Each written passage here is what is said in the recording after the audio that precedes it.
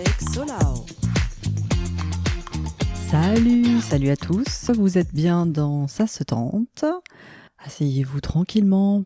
Il est très tard, il est 1h25, 27 au compteur. Là, je pense qu'on est au top de ma journée. Je me sens au top de ma forme.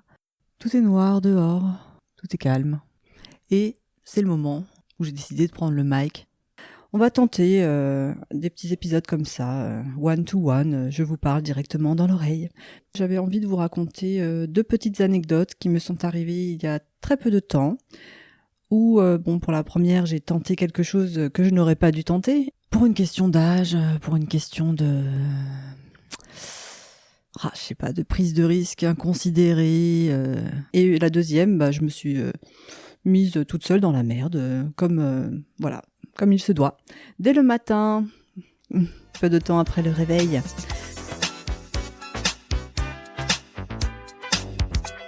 Il y a quelques jours de ça, j'ai décidé de faire un petit peu de roller avec mes filles. Et bien mal m'en a pris. J'ai pensé bêtement que j'allais le faire en mode enfant des années 80, c'est-à-dire, on le faisait bien à l'époque, sans protection.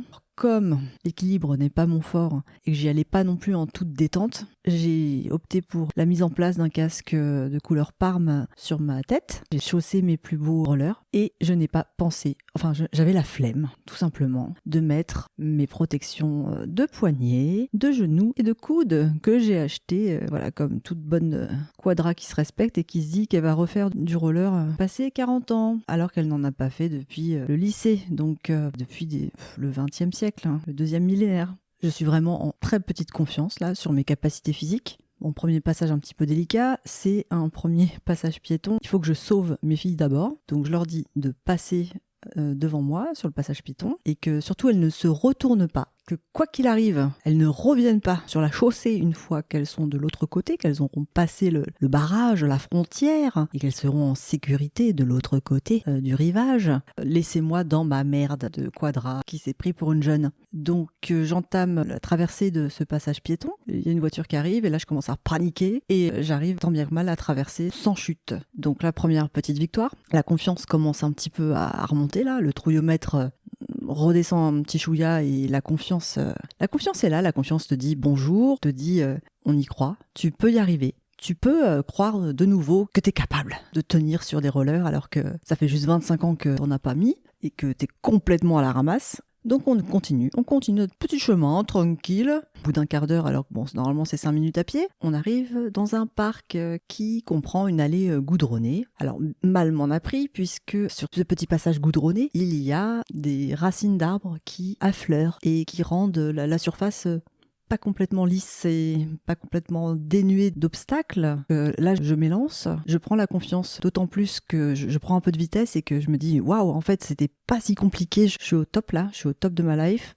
Il fait beau, les oiseaux chantent, la confiance est avec moi, le mouvement, le groove, je l'ai, tout revient, tout va bien. Et là, c'est le drame. La perte d'équilibre se fait sentir. En raison de mon manque d'expérience flagrant, de mon incapacité totale à réagir comme il le faudrait pour retrouver l'équilibre à ce moment précis, au lieu de me pencher en avant, comme a priori je crois que c'est ce qu'il faut faire dans ces conditions, je sens que tout mon poids du corps part vers l'arrière. La panique se lit dans mes yeux. Je pense que la chute a été très très lente vu de l'extérieur et complètement ridicule, que la vitesse n'était pas si folle, et je réfléchis très rapidement. Vais-je me retrouver avec un risque de blessure au coccyx ou est-ce que j'essaie de me rattraper sur les mains et les poignets qui ne sont pas du tout protégés car j'ai omis volontairement, dans ma grande ultra confiance complètement insensée, de mettre ces protège-poignets. Je décide de me rattraper sur mes 2 poignets pour un peu amortir la chute au niveau du coccyx, ayant pour souvenir aussi une de mes collègues qui, il y a une dizaine d'années, s'est complètement rétamée sur du verglas en arrivant au boulot et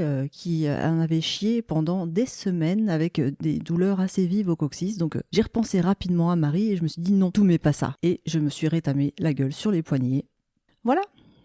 La douleur fut immense. J'essayais de ne pas trop montrer mon désarroi à mes filles pour dire continuons cette promenade printanière dans cette ambiance champêtre. Que voilà, la sortie s'est passée comme ça et il s'avère que j'ai eu l'intérieur de mon poignet gauche qui a bien gonflé avec un bleu assez gigantesque qui a carrément directement viré au marron. En fait, dès le départ, le bleu m'a dit Je ne vais pas être sympathique, je ne vais pas avoir toutes les couleurs de l'arc-en-ciel, je vire direct au marron pour te montrer que tu es une petite merde et que tu as mal fait de reprendre le roller sans protection.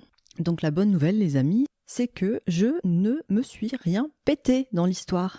Et ça, c'est quand même une sacrée victoire. J'en ai ructé de joie, je m'en réjouissais, je m'en félicitais. Qui le crut? J'espère que cette histoire vous aura plu, qu'elle vous aura peut-être dissuadé de vous remettre au roller passé la quarantaine.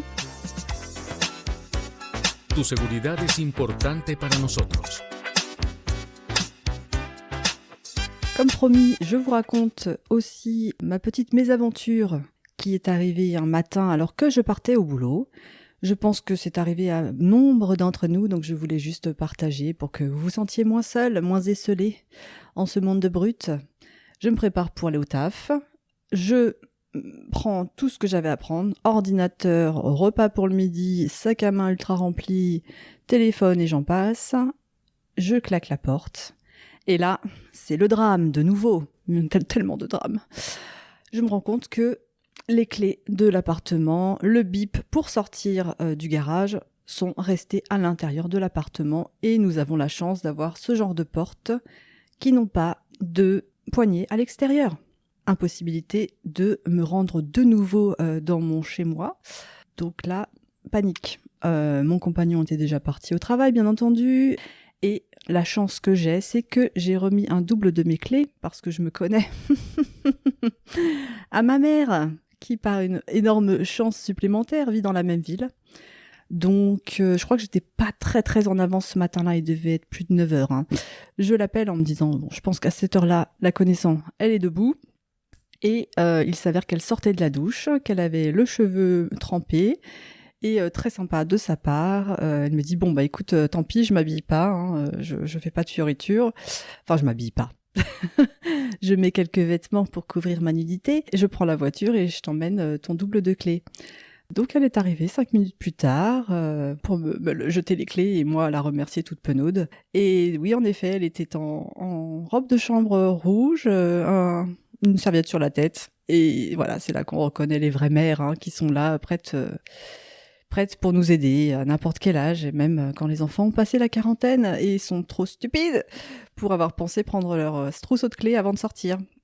On a parlé de cette anecdote avec ma mère et elle m'a raconté que je l'avais échappé belle, enfin je m'en doutais, parce que quand on fait appel à un serrurier, il est arrivé à une de ses copines de se retrouver dans cette situation et de devoir faire appel voilà, à un serrurier qui a essayé d'ouvrir la porte avec la bonne vieille technique de la radio, la radiographie, hein, non, c'était pas une radio qu'ils écoutaient sur Chéri FM, genre, allez s'il vous plaît, mettez de la musique et ouvrez la porte. Non, la radio physique, et ça ne marchait pas. Donc, je crois qu'il a même pas, ou à peine essayé, quoi. Il a pété la serrure allègrement, voilà, tout était pété, il a refait la serrure, et déplacement compris, il y en avait pour plus de 1 000 €. Donc, merci à ma mère, merci à sa robe de chambre. Voilà, je ne la remercierai jamais assez. Et une bonne leçon pour plus tard, quoi, parce que faut quand même que j'apprenne à réfléchir à 2 fois avant de claquer cette foutue porte tabernacle. Donc voilà, c'était ce nouveau concept avec 2 petites anecdotes en mode Marie de Brouwer. Voilà, une petite recommandation du jour. C'est le podcast Tchatcheuse de Marie de Brouwer, qui de temps en temps, comme elle le dit, parle toute seule, de temps en temps parle avec quelqu'un. Et j'aime beaucoup sa voix.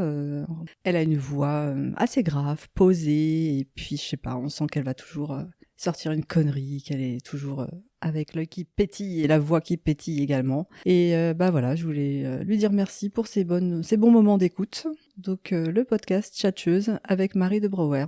Sur ce, voilà, j'ai bien parlé toute seule avec mon micro. J'espère que ce petit épisode plus court que d'habitude vous aura plu. Et n'hésitez pas à me dire sur Insta, sur TikTok, ça.stant, si cela vous a plu. Parce que, pourquoi pas. Et pourquoi pas, hein? Donc, bonne semaine à tous. Enfin, vu là qu'on est plutôt sur un rythme mensuel, bon mois à tous. Puis on se retrouve, j'espère, avant Pâques. Allez, gros bibi, salut!